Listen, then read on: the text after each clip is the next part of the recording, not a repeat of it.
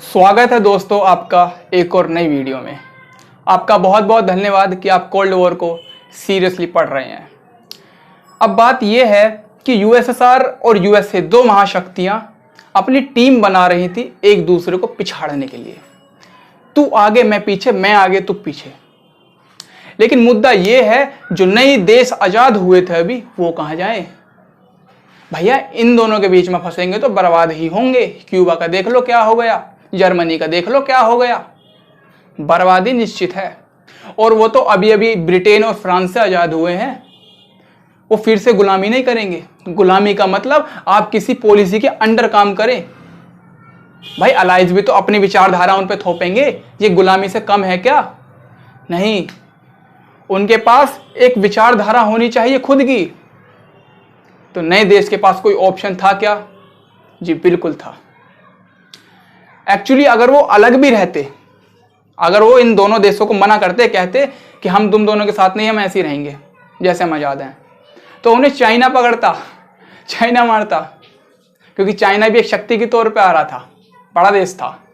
और आपको जैसे फोटो में दिख भी रहा होगा, यूएसए और यूएसएसआर एक साथ बैठे हुए हैं और यूएसए ने हाथ पकड़ रखा है चाइना के लीडर का। मतलब इन दोनों की गुटमेट थी। इसी के तहत चाइना ने यूएसएसआर के साथ बॉर्डर डिस्प्यूट कर लिया 1950s में और 1969 में। हालांकि वो आगे जाके सॉल्व हो गया 1991 और 1994 में, 2000 में कई सौ आइलैंड देने पड़े यूएसएसआर को, चाइना को। ठीक जी, चाइना पकड़ लेता तो कोई ऑप्शन नहीं था इन नए देशों के पास। लेकिन अब कहानी शुरू होती है नेम की, non aligned movement. 1953 V K Krishna Menon इन्होंने यूएन में एक स्पीच दी।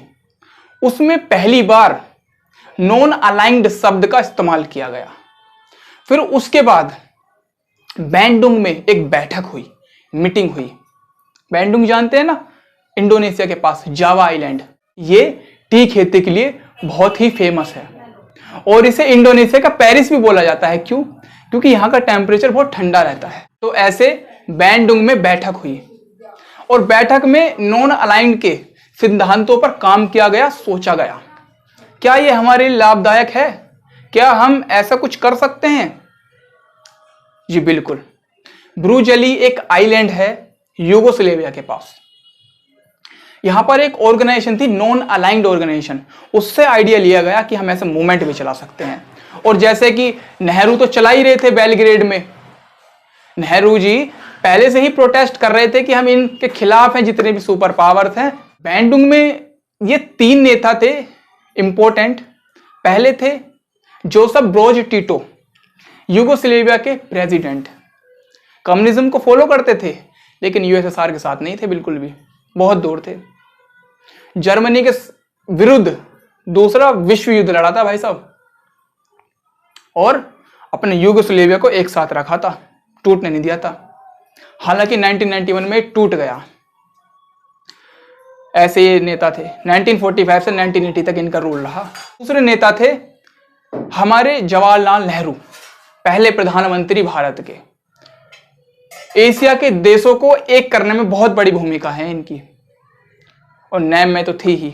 कोरिया युद्ध चला था, उनमें भी समझौता कराने में यही शामिल थे। और भाई साहब ये नहीं कहते थे कि हमें न्यूक्लियर अटैक के साथ रहना, हम ये कहते थे न्यूक्लियर वेपन तो कुछ काम की ही नहीं है, न्यूक्लियर डिसआर्मेंटमेंट के ये साथ थे। कहते थे हम तो शांति के पक्षधर हैं, इन हथियारों का क्या काम, हटाओ। ऐसे ये अपनी पॉलिसी चलाते थे। ये तो पहले फॉरेन मिनिस्टर भी हमारे थे। 1947 से 1964 तक प्राइम मिनिस्टर रहे भारत के। हालांकि 64 में ये इनकी मृत्यु हुई दुखद, क्योंकि चाइना का युद्ध हुआ था, हार्ट अटैक से मर गए। तीसरे थे हमारे नवल अब्दल गसिर। दोस्तों ये इजिप्ट के नेता थे, रूलर थे। 1952 से 1970 तक इनका रूल था और इन्होंने अपने देश के अंदर नेशनलिज्म की भावना भर दी थी। सूज कैनल दिख रही होगी आपको, इसको नेशनलाइज कर दिया होगा। आपको जानकर आश्चर्य होगा, जितना भी ट्रेड है, पूरी इकोनॉमी इस नहर के ऊपर टिकी हुई है, क्योंकि दुनिया का व्यापार 80% व्यापार इसी नहर से होके जाता है। इतना तगड़ा इन्होंने काम किया था, कम्युनिज्म को फॉलो ही करते थे। ये 3 नेता आपस में रिलेशन रखते थे, जुड़ाव था। अब जो चौथे नेता हैं सुकर्नो, इंडोनेशिया के नेता, फ्रीडम फाइटर थे, वहां के आजादी के लिए लड़ाई लड़ी इंडोनेशिया के लिए। और फिर आगे जाके इन्हीं के आर्मी ने इनका तख्ता पलट भी किया, लेकिन कम्युनिज्म को फॉलो करते थे। बहुत जबरदस्त नेता। 1945 से 1965 तक इनका रूल रहा। पहले इन प्रेसिडेंट थे इंडोनेशिया के ख्वामे नुक्रुमा। ये अफ्रीका देश घाना के पहले प्रधानमंत्री थे। ये भी फ्रीडम फाइटर थे। इनका भी तख्ता पलट हुआ इनकी आर्मी के द्वारा। कम्युनिज्म को फॉलो करते थे। 1952 से 1966 तक इनका राज रहा। बहुत जबरदस्त नेता थे। इन 2 नेताओं ने बाकी 3 नेताओं को, जो मैंने बताया शुरू के, साथ दिया बैंडुंग समझौता में। उनको फॉलो करते थे ये। इन 5 नेताओं ने 5 नींव रख दी नेम बनाने की, कि हम नेम बनाएंगे, हम ऐसा सपोर्ट देंगे नए देशों को। 1961 सितंबर में नेम बना दिया गया और सितंबर में ही बेलग्रेड में पहली बैठक की गई। बेलग्रेड में आपको जानकर आश्चर्य होगा, 16 मेंबर ही थे शुरू में, और आज अभी 2019 में अभी ऑनलाइन बैठक हुई थी अजरबैजान में, 120 मेंबर हो चुके हैं दोस्तों, और 20 ऑब्जेक्टरी मेंबर्स थे। इतनी अच्छी आज तक ये पॉलिसी हमारे लिए साबित हुई है। हेडक्वार्टर है इसका न्यूयॉर्क सिटी, न्यूयॉर्क में, अमेरिका के। और हमें धन्यवाद देना चाहिए कि ये नीति आज तक हमारे लिए लाभदायक है। अगर हमें जरूरत होती है तो हम रसिया से सस्ते दाम पर तेल भी खरीदते हैं और अमेरिका से जहाज भी। हम नहीं है किसी के साथ, हमारा फायदा, हमारे देश का फायदा, हमारा फायदा। यही होता है विदेश नीति में, कोई किसी का यार नहीं। ये नेम नीति आज तक हमारे लिए फायदेमंद रही है।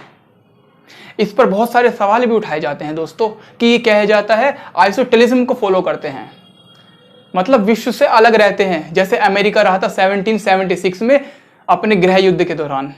लेकिन ये बिल्कुल गलत है। हम विश्व से अलग नहीं रह रहे हैं, हम आपकी गलत नीतियों को फॉलो नहीं करते।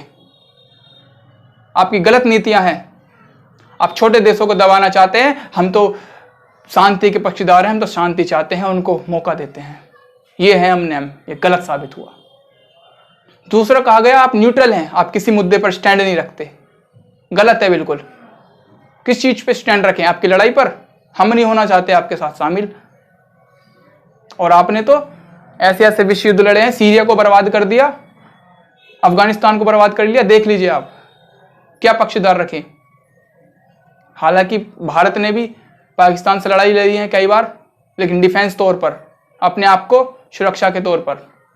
71 में लड़ाई थी, बांग्लादेश को आजाद किया, फ्रेंडशिप ट्रीटी निभाई थी 20 साल की यूएसएसआर के साथ। ऐसे नेम ने एक रूप निभाया। ऐसे संगठन की जरूरत भी थी, क्योंकि कहते हैं ना, संगठन में शक्ति है। एक लकड़ी को कोई भी तोड़ दे, 11 को तोड़ना मुश्किल होता है दोस्तों।